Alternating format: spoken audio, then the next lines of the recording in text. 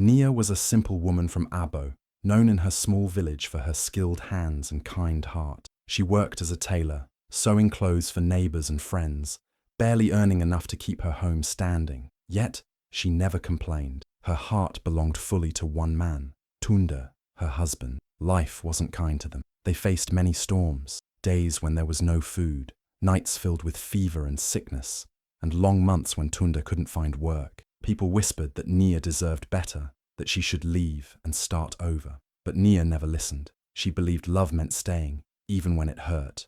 Tunde wasn't perfect. He was proud, sometimes angry, and often lost in his own struggles. But Nia held on. She cooked with love, patched his worn shirts, and smiled even when her eyes were heavy with tears.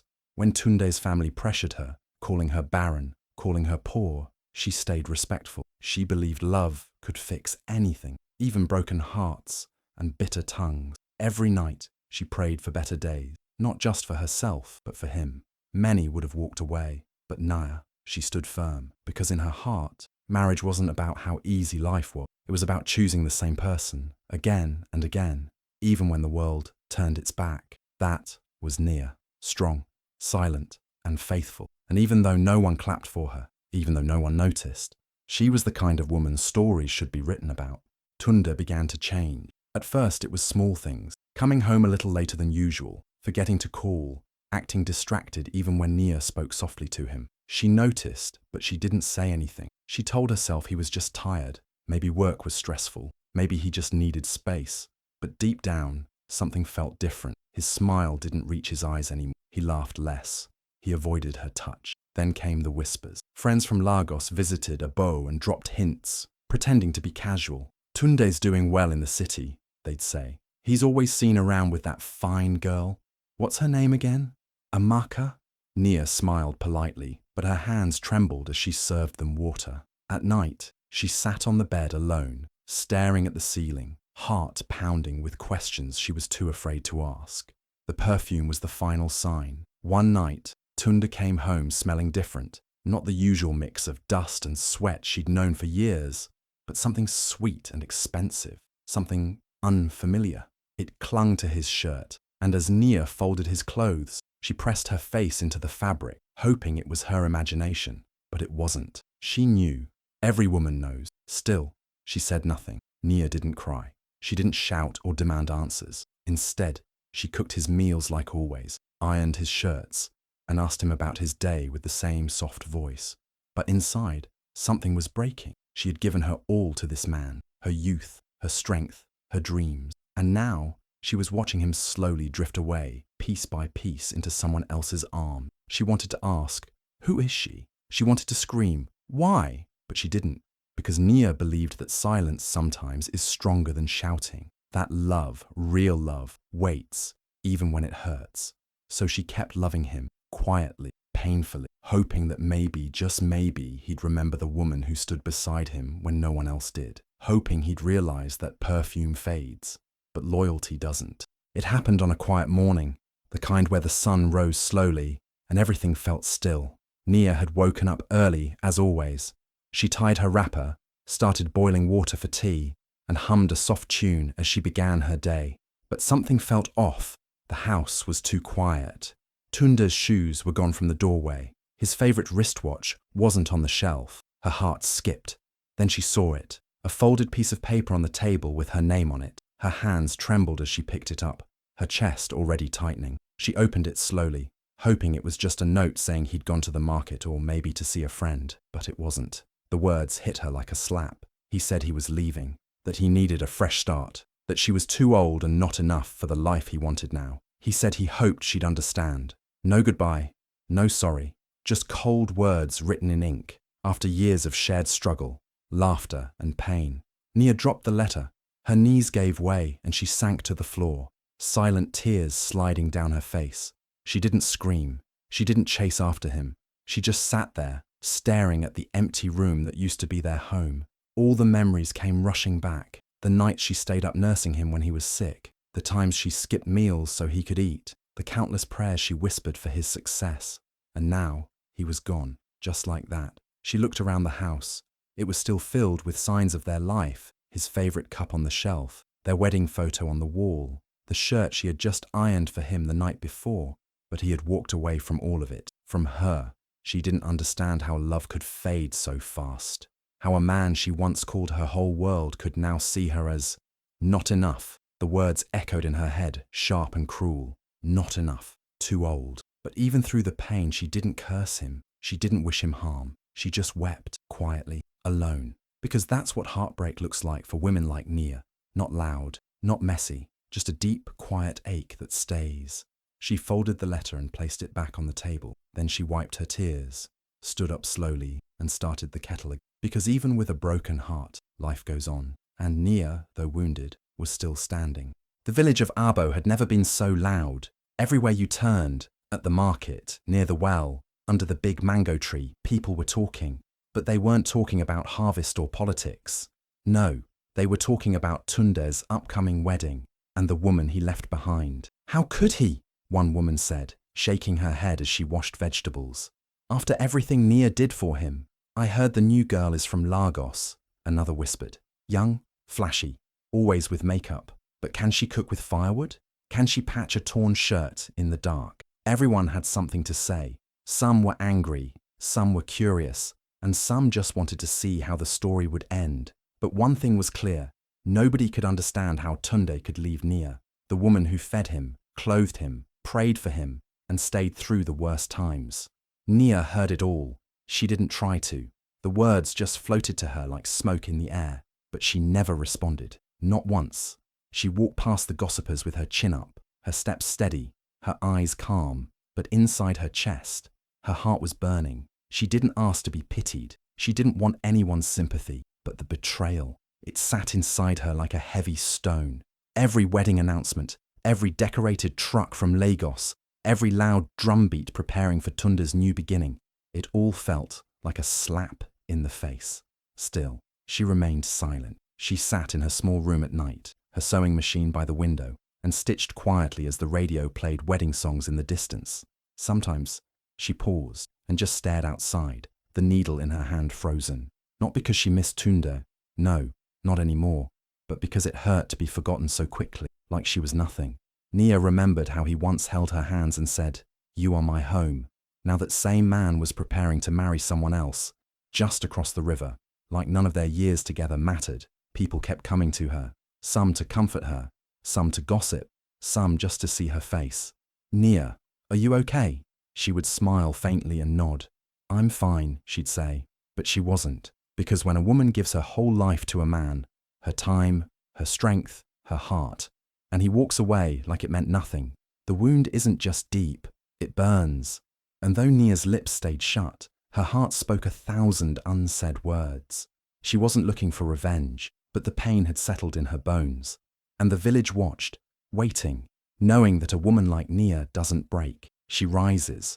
The wedding was the talk of two towns, Aboh and Lagos. Tunde and Amaka were getting married in grand style. The hall was booked, the decorations were gold and white, and the guest list was filled with important names. But behind all the glitter and dancing, Amaka was planning something no one expected. A quiet surprise, a storm in a calm room. She sent a special invitation, not to a politician or a big man from Lagos, but to Nia, the woman Tunde left behind, the woman who once washed his clothes, fed him when he was broke, and prayed for him when no one else would. The invitation arrived in a plain white envelope. Nia opened it slowly, not sure what to expect. Her hands shook a little when she read the name of the bride and groom. Her name wasn't even mentioned, just a time, a place, and gold letters that said, "You are invited." She sat there for a long time, staring at the paper. Why would Amaka invite her? Was it a joke? A test? Was it meant to break her heart all over again? But she didn't cry. Instead, Nia folded the invitation carefully and tucked it inside her Bible. Then she went back to her sewing. Her hands moved with steady grace, even though her mind was full of noise. Back at the wedding planning, Amaka was laughing with her friends. "Yes, I invited her," she said boldly. "Let her come and see how real women celebrate. Let her watch what a Lagos queen looks like." Everyone gasped. Some even whispered, "Why would you do that?" But Amaka didn't care. She wanted to make a point, to show off, maybe to rub it in Nia's face, or maybe to test her own power. The wedding day came fast. The hall sparkled, the guests were dressed like royalty, and the music was loud enough to shake the walls. Tunde stood at the front, looking proud in his agbada, smiling like a man who had won. He didn't know. He had no idea that somewhere in the crowd, Nia had arrived. She wore a simple dress she made herself, clean, graceful, with soft embroidery. She sat quietly in a corner, not looking for attention. Some people noticed her and whispered. Some looked away, ashamed. But Nia just sat there, calm, like a quiet fire. She didn't come to fight. She didn't come to beg. She came because she was invited. And sometimes, showing up with dignity is louder than shouting. As the music played and the ceremony began, Nia sat still, her eyes calm but deep. Amaka had wanted to show her what real women looked like, but without knowing it, she had invited a queen into the room, one who didn't need gold or makeup to shine. And though Tunde hadn't seen her yet, his moment was coming. The wedding was everything Tunde had dreamed of, flashy, loud, expensive. Cameras flashed as he and Amaka smiled for pictures. The crowd cheered, the food flowed like a river, and music echoed deep into the night. Tunde felt like a king. He wore gold, danced like a man with no worries, and soaked in the praises. Everyone said he had upgraded. Everyone said he had made it, but something felt off. Amaka was quieter than usual that evening. She laughed, yes, but there was something in her eyes, like she was holding a secret. Tunde didn't notice. He was too caught up in the moment, too drunk on attention. Later that night, after the last guest had left and the music had stopped, Tunde walked into the hotel suite. He expected to find Amaka waiting on the bed in her new nightgown, smiling, ready to start their new life. He had imagined this moment for weeks, but the room was empty. No bride, no sound, just a strange stillness that made his chest tighten. His eyes scanned the room, lights dim, bed untouched, curtains fluttering from a cracked window, and then he saw it, one single white envelope placed right in the center of the bed. Nothing else, just that. He walked slowly toward it, confused. His name wasn't on it, only 5 simple words written in gold ink across the front. Loyalty is not weak. His hands froze. He sat down and opened the envelope, already feeling something heavy building in his chest. Inside was a letter. The handwriting was neat, smooth, confident. It was from Amaka. She didn't hold back. She told him the truth, that she knew about Nia from the start, that she had watched how he left the woman who built him, the woman who suffered with him, just because a shinier life came along. Amaka wrote that she never loved him. She only saw him as a stepping stone, someone with a little money, a little fame, a little pride. But she never respected him, not really, because how could she trust a man who could throw away loyalty so easily? She ended the letter by saying she had taken what she needed and that he was now alone, completely. No wife, no money, no one. Tunde stared at the letter for a long time. The room felt colder. The silence screamed at him. All the laughter from earlier now felt like a cruel joke. He called her phone, switched off. He ran to the bathroom, empty. He looked around, hoping this was some twisted prank, but it wasn't. Amaka was gone, and with her, the illusion of his perfect new life. Tunde sat on the edge of the bed, letter in hand, heart crashing with regret. He thought loyalty was weak, but tonight he finally understood. Loyalty was rare, and he had lost it forever. Tunde sat on the edge of the hotel bed, frozen, the letter still open in his shaking hands. His wedding clothes now felt like a costume. The gold embroidery on his agbada, once shining under lights and compliments, looked dull in the dim hotel room. The words on the paper stared back at him, each one heavier than the last. Amaka didn't sugarcoat anything. She wrote with honesty so sharp, it cut straight through his pride. She had known everything from the beginning, how he abandoned Nia, how he left the woman who stood by him when he had nothing. Amaka said she had watched him from afar before she ever approached him, not because she loved him, not even because she liked him. It was because she saw a man desperate to feel important. She had studied him, the way he wanted attention, the way he dressed for approval, the way he tried to hide his past like it was a stain. She played into it perfectly, giving him smiles, touches, promises. She told him everything he wanted to hear, and he fell for all of it. Amaka confessed that she never loved him. She never planned to stay. From the start, she had one goal, his money. And now that the wedding was over, and all the gifts were collected. She had what she came for. But there was more. She revealed that the business deals Tunde thought were real were fake. The joint account she convinced him to open, empty. The investors she introduced him to, actors. He had been played beautifully, and now he was broke. Amaka ended the letter with one final line that hit like a bullet. Maybe next time, you'll know the difference between glitter and gold. Tunde felt his world collapse. He looked around the room like someone waking up from a bad dream. But this was no dream. It was his life now. No wife, no money, no dignity, just a hotel room, a cruel letter, and the echo of his own choices. He buried his face in his hands. How did he get here? He thought of Nia, her quiet strength, her gentle love, the way she smiled through pain, the meals she cooked when he had nothing, the shirts she mended with tired eyes. He traded all that for a lie wrapped in lipstick and lace. Now he understood. Nia was never weak. She was gold, pure, patient, strong. And he had thrown her away like she didn't matter. Tunde sat there for hours, broken, the letter resting on his lap. He didn't move, didn't speak, just sat in the silence he had created for himself. And for the first time in his life, he truly felt empty.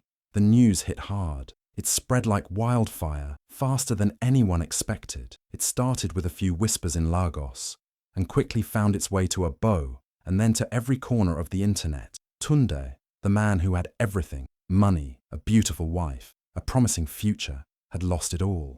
Amaka had left him, not just emotionally, but financially. She had taken every penny he had, and now he was broke. Worse, she had exposed everything, the fake deals, the empty promises, the lies. Tunde was a laughingstock, a cautionary tale for anyone who had ever believed that money and status were everything. People were quick to share the story. His reputation, built over years of hard work, crumbled in a few hours. The social media posts started flooding in. Memes of Tunde's wedding photos, now ironically captioned with phrases like, "When you trade loyalty for glitter." Stories of his downfall went viral, and soon everyone was talking about him. The comments weren't kind. "Karma's a bah," one read. "He left the right woman for the wrong one," another said. Tunde tried to ignore it all, but every time he checked his phone, he was reminded of how far he had fallen. But while the world turned its focus on Tunde's fall from grace, something unexpected was happening in Aboh. Naya, the woman who had quietly stayed behind, the woman who had once been forgotten, was suddenly in the spotlight. It wasn't because of any scandal or drama, it was because of her grace. People started to share Nia's story. They spoke about how she had stood by Tunde through thick and thin, how she had given everything she had, and how, despite the heartbreak, she never sought revenge. She simply moved on. She started her tailoring school, helping abandoned women in Ibadan. She was empowering other women, teaching them skills that would give them the independence they needed to thrive. Her posts on social media went viral, messages of strength, resilience, and dignity. The hashtags began to spread. #Nia Strong, #Grace over glitter, #Real Queens. People everywhere started to follow her, to listen to her story, and to share her journey. Nia wasn't just trending, she was becoming a symbol of how powerful patience and loyalty can be, even when the world tries to tell you their weaknesses. Tunde saw it too. He saw the comments, the posts, the love pouring in for Nia. He saw her face on his feed, not as a victim of his mistakes, but as a victor. People were praising her for doing what he couldn't, walking away with her head held high. Nia had built herself back up, not because of anger or bitterness, but because she knew her worth. It wasn't just the village that saw it, it was the world. Nia had become everything Tunde thought he wanted, and lost. Now all Tunde could do was watch as the woman he left behind flourished, and the empire he had built on lies crumbled around him. The universe had a funny way of reminding people what truly mattered, and for Tunde, that reminder came with the hardest lesson of all. You can't trade loyalty for glitter and expect to shine. Nia packed her bags quietly. There was no drama, no announcement, just a soft goodbye to the town of Aboh, a place that held both beautiful memories and deep scars. She didn't leave with anger in her heart. She left with something even more powerful, peace. Ibadan welcomed her with open arms. The city was bigger, busier, and filled with new energy. It felt like a fresh page, a new beginning. Nia found a small flat and rented a tiny space in a quiet corner of town. It wasn't much, but it was hers.